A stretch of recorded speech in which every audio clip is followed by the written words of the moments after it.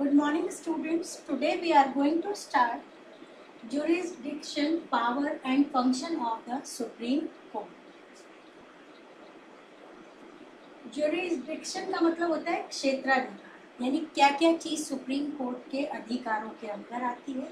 Powers means शक्ति, function means कार्य. ये तीनों का मीनिंग एक ही है. क्या चीज किसके अधिकार में है, या उसके पास कौन सी पावर है, या उसके कार्य क्या है. इन तीनों में से कुछ भी आएगा तो आपको लिखना यही है जो आज हम पढ़ने जा रहे हैं.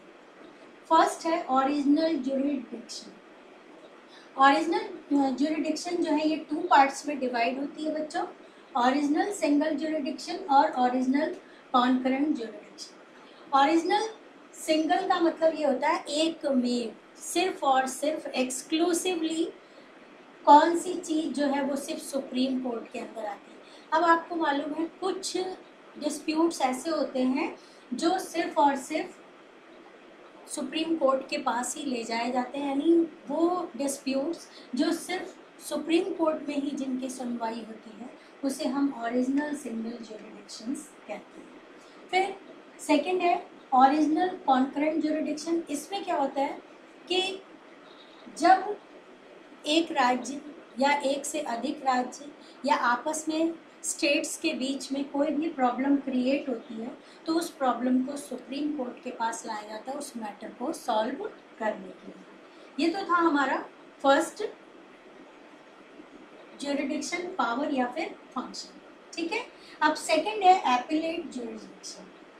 एपिलेट ज्यूरिडिक्शन का मतलब होता है कि किन किन चीज़ों की अपील जो है वो हम सुप्रीम कोर्ट में कर सकते हैं. तो सबसे पहले है कॉन्स्टिट्यूशनल, संविधान से संबंधित जो भी चीज़ें होंगी वो हम कहाँ पे अपील कर सकते हैं, सुप्रीम कोर्ट के अंदर अपील कर सकते हैं. फिर सिविल, जितने भी सिविल केसेस होते हैं इसको आप एक बार अपनी बुक से भी देख लेंगे. बुक में अपन देखेंगे कोई लाइन हमारी ऐसी नहीं रह जाए जो हमें समझ में नहीं आ पाए. सबसे पहला है हमारा एपिलेट ज्यूरिडिक्शन. इसके अंदर हम देखते हैं कॉन्स्टिट्यूशनल.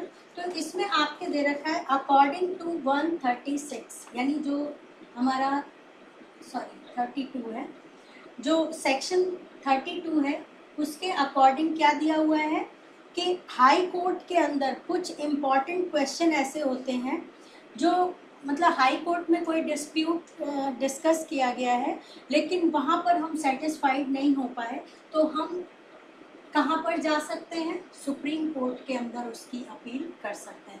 जैसे कोई केस है, उस केस में हाई कोर्ट ने कोई फैसला सुना दिया लेकिन हाई कोर्ट के फैसले से हम सेटिस्फाइड नहीं हैं तो हम कहाँ चले जाएंगे, सेक्शन 132 के अकॉर्डिंग सुप्रीम कोर्ट के अंदर जाकर हम उसकी सुनवाई के लिए अपील कर सकते हैं.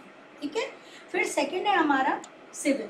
सिविल के अंदर क्या होता है बच्चों, कुछ ऐसे केस होते हैं जिनको हाई कोर्ट में जिन डिस्प्यूट्स को सॉल्व किया जाता है और उसमें मनी अमाउंट आपके दे रखा है 20,000 रुपीज़, लेकिन 30th कॉन्स्टिट्यूशनल अमेंडमेंट किया गया था 1973 में.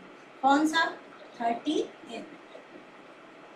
ये कॉन्स्टिट्यूशनल अमेंडमेंट किया गया था, ईयर कौन सा था, 1973. ये संविधान संशोधन किया गया था और इसमें ये रखा गया था जो 20,000 लिमिट रखी गई थी हमारी कि ये 20,000 तक के जो मैटर होंगे वो कहाँ पे आएंगे, हाई कोर्ट के अंदर आएंगे. उसको रिमूव कर दिया गया और ये कहा गया था कि जितने भी सिविल केसेस होंगे उन्हें हम कहाँ पे प्रेजेंट कर सकते हैं, हाई कोर्ट के अंदर प्रेजेंट कर सकते हैं. ठीक है. तो ये तो था हमारा सिविल से रिलेटेड. और अब अगर हम हाई कोर्ट में सेटिस्फाइड नहीं होते हैं तो हम क्या करेंगे, सुप्रीम कोर्ट में जा सकते हैं इसके लिए. ठीक है. फिर क्रिमिनल केसेस जो होते हैं, क्रिमिनल केसेस के लिए भी हम सुप्रीम कोर्ट में जा सकते हैं. अब इसमें आपके सेक्शन 135 दिया हुआ है. सेक्शन 135 के अंदर ये प्रोविज़न रखा गया है और इस प्रोविज़न में सेक्शन 135 जो है वो क्रिमिनल केसेस के लिए नहीं है, वो स्पेसिफिक के लिए, ये गलत लिख दिया मैंने. क्रिमिनल में आपके तीन पॉइंट दे रखे हैं, in which a subordinate court has released a criminal and the high court has rejected this decision and sentence the convicted person to death. अगर हाई कोर्ट में किसी को फांसी की सजा सुनाई गई है तो उसके अगेंस्ट भी कहाँ जा सकता है, वो सुप्रीम कोर्ट में जा सकता है। फिर कोई केस ऐसा होगा जो हाई कोर्ट के अंदर उससे नीचे वाले कोर्ट में से आया है, सबऑर्डिनेट कोर्ट से, तो उसके लिए भी हम सुप्रीम कोर्ट में जा सकते हैं। ठीक है। और लास्ट वाला आपका है कि high court proves that a case is liable to be heard by supreme court. और तीसरा इम्पॉर्टेंट बात है कि किसी क्रिमिनल के लिए अगर हाई कोर्ट ये फील करता है कि इस केस की सुनवाई हाई कोर्ट के बजाय सुप्रीम कोर्ट में ज़्यादा बेटर होगी, तो भी वो अपने केसेस को कहाँ रेफर कर सकता है, हाई कोर्ट में रेफर कर सकता है। ठीक है। फिर लास्ट हमारा है स्पेसिफिक, कुछ स्पेशल होते हैं, इसमें आएगा बच्चों सेक्शन 135।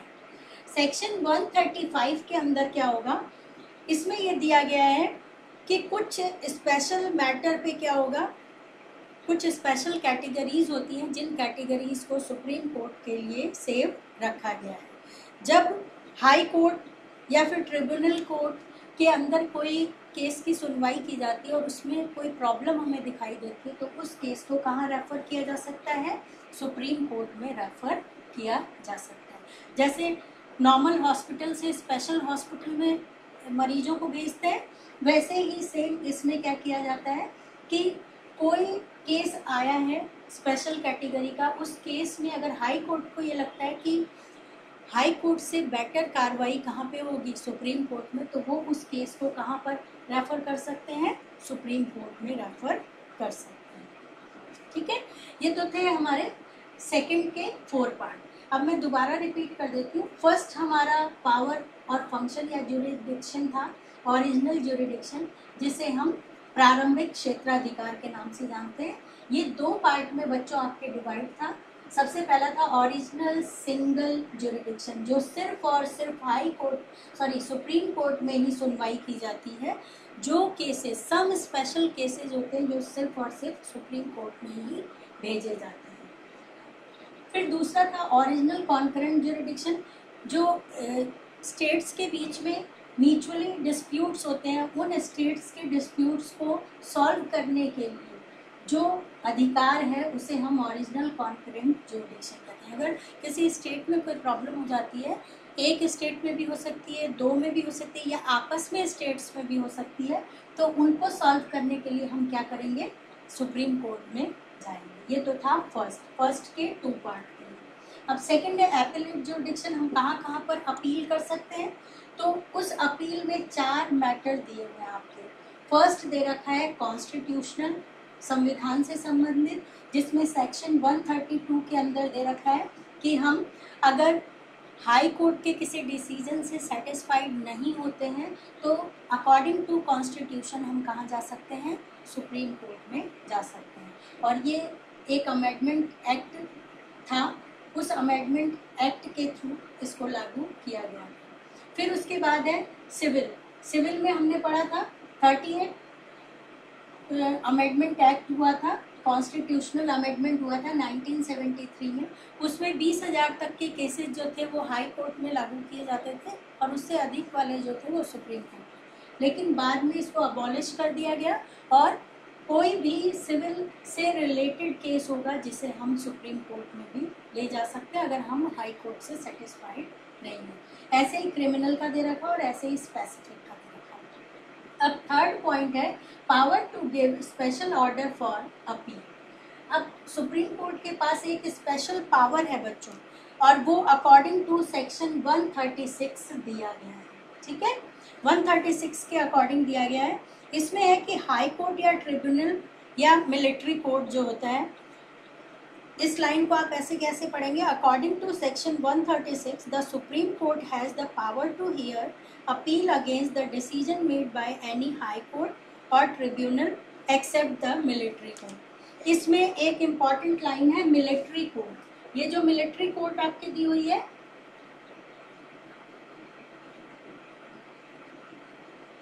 मिलिट्री कोर्ट की सुनवाई जो होगी वो सुप्रीम कोर्ट में नहीं होगी, इसलिए एक्सेप्ट मिलिट्री कोर्ट दिया हुआ है, यह आप ध्यान रखेंगे।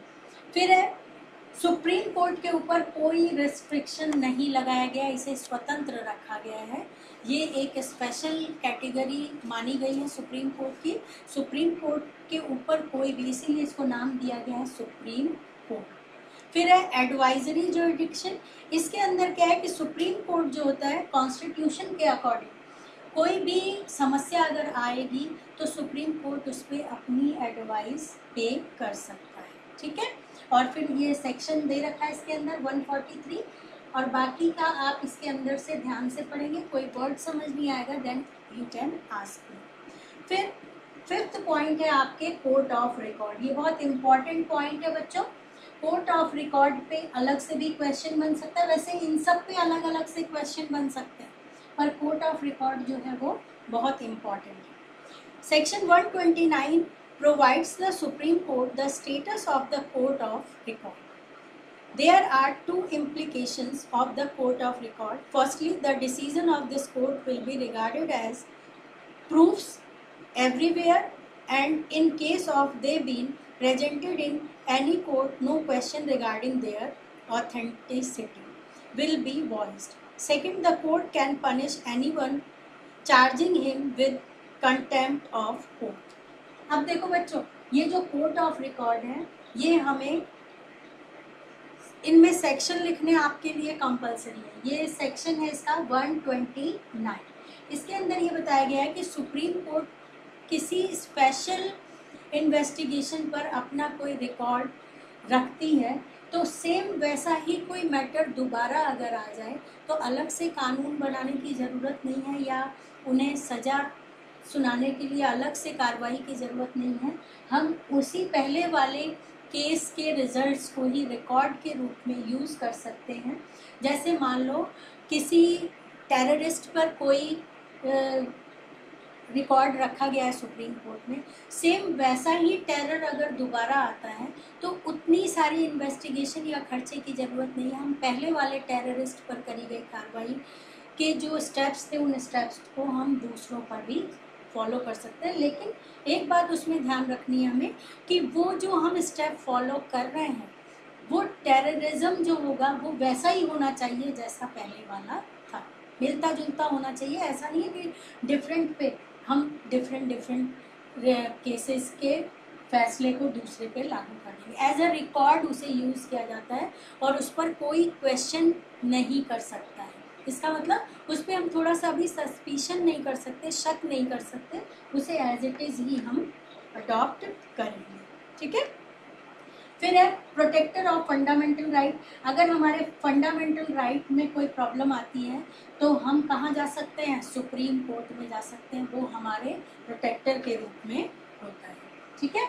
और लास्ट पॉइंट हमारा है गार्जियन ऑफ द कॉन्स्टिट्यूशन, यानी संविधान का संरक्षक माना गया। संविधान में जितनी भी बातें लिखी गई है बच्चों, उस कॉन्स्टिट्यूशन के अंदर सेक्शन 131 और सेक्शन 132 के अंदर ये अथॉरिटी दी गई है सुप्रीम कोर्ट को कि वो गार्जियन के रूप में काम करेगा। जैसे हमारे गार्जियन हमारे माता पिता हैं, हमारे दादा दादी हैं, या जो भी हमारे बड़े होते हैं उसे हम संरक्षक कहते हैं। पेरेंट और गार्जियन में फ़र्क होता है, पेरेंट तो माता पिता ही होते हैं, लेकिन गार्जियन हमारा कोई भी हो सकता है जो हमारी सुरक्षा करता हो या हमारा संरक्षण करता हो। तो सुप्रीम कोर्ट जो है वो कॉन्स्टिट्यूशन का गार्जियन माना गया। That's all. ये आपका इस चैप्टर का पूरा कंप्लीट था। अब आप इसके इम्पॉर्टेंट पॉइंट्स को अच्छी से लर्न करेंगे। कंप्लीट क्वेश्चन आंसर इसके करके मेरे पर्सनल नंबर पे आप सेंड करेंगे। वापस से इस चैप्टर को लाइन टू लाइन आप ध्यान से देखेंगे। नोट्स में आपको सेंड कर दूंगी, नोट्स आप लिखेंगे। अगर किसी वर्ड में किसी चीज़ में प्रॉब्लम हो तो आपकी जो डाउट क्लास होती है उसमें आप अवेलेबल होंगे और वहीं पे आप पूछेंगे। अलग से मेरे नंबर पे आप मुझे मैसेज नहीं करेंगे। वो डाउट क्लास आपकी प्रॉब्लम के लिए लगाई गई है, ठीक है।